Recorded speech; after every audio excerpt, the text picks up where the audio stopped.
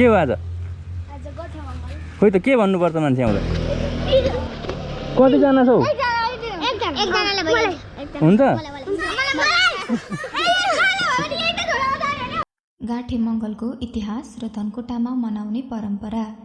गाठे मङ्गल, जसलाई विभिन्न स्थानमा घण्टाकर्ण पनि भनिन्छ, नेपाली समाजमा परापूर्वकालदेखि नै मनाइँदै आएको एक महत्त्वपूर्ण सांस्कृतिक पर्व हो। यो पर्व विशेष गरी श्रावण कृष्ण चतुर्थीका दिन मनाइन्छ।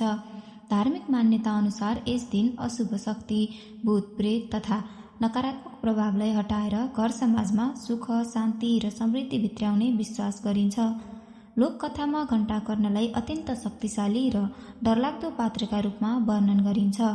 कानमा ठूला घण्टा झुन्डाउने भएकाले उनलाई घण्टाकर्ण भनिएको भन्ने जनविश्वास छ।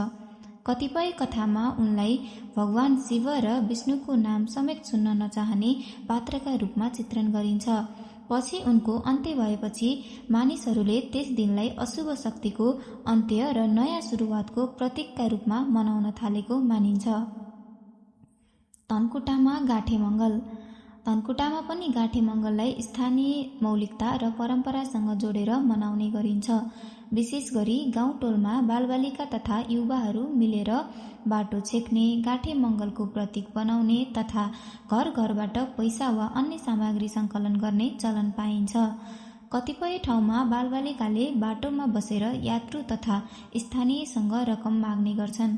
सङ्कलित रकमलाई सामूहिक रूपमा प्रयोग गर्ने, रमाइलो गर्ने वा स्थानीय परम्परा अनुसार कार्यक्रम गर्ने चलन रहिआएको छ। यस क्रममा बालबालिकाहरूको सहभागिताले पर्वलाई अझ जीवन्त बनाउने गर्दछ।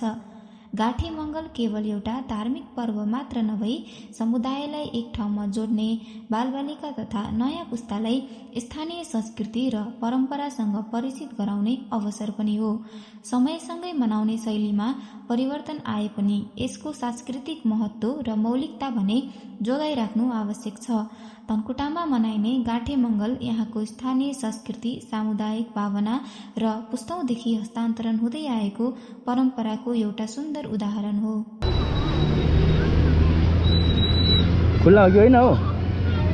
खुल्ला हो? खुल्ला हो कि होइन बाटो भनेको नि? बन्द हो। अनि खोइ त डोरी तानेको?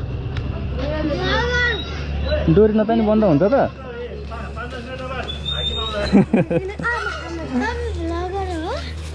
होइन, यो त्यत्तिकै खिचेको।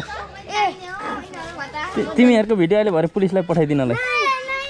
नपठाउनु? सबैको भिडियोमा पठाइदिन्छु अहिले भरे पुलिसलाई।